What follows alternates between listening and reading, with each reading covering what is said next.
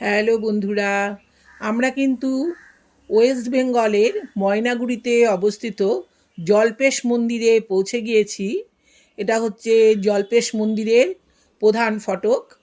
এই ফটক দিয়ে কিন্তু মন্দিরের ভেতরে প্রবেশ করতে হয়।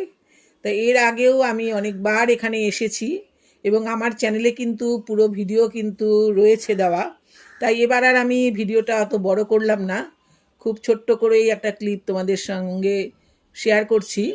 এই দেখো, আমরা মন্দিরের ভেতরে প্রবেশ করেছি। এই মন্দিরটি কিন্তু বহু পুরনো।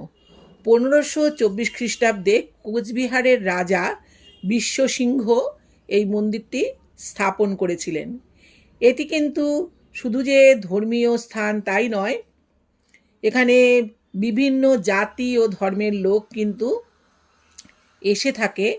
শ্রাবণ মাস এবং অন্যান্য সময়ে এখানে কিন্তু বিশাল মেলা বসে এবং লক্ষ লক্ষ লোকের সমাগম ঘটে এখানে।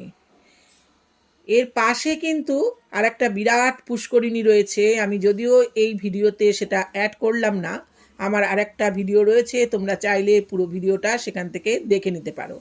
সেই পুষ্করিণীতে স্নান করে তারপর কিন্তু এটা একটা শিব মন্দির। এই শিব মন্দিরে ঢুকে সবাই শিবের মাথায় জল ঢালে। এই মন্দিরটি ময়নাগুড়ি শহর থেকে 7-8 কিলোমিটার দূরে জর্দা নদীর তীরে অবস্থিত। এই মন্দিরটি মনোরম স্থাপত্য শৈলীতে নির্মিত।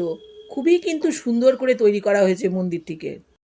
এই মন্দিরটিও কিন্তু উত্তরবঙ্গের একটি অন্যতম শৈবতীর্থ। এই মন্দিরটা এতটাই পুরনো যে বেশ কয়েকবার পুনর্নির্মাণ করা হয়েছে। ভিডিওটা যদি তোমাদের ভালো লাগে তাহলে তোমরা লাইক, কমেন্ট ও শেয়ার করে আমার পাশে থেকো। আর পুরো ভিডিওটা দেখতে চাইলে আমার চ্যানেলে রয়েছে, দেখে নিতে পারো। টাটা।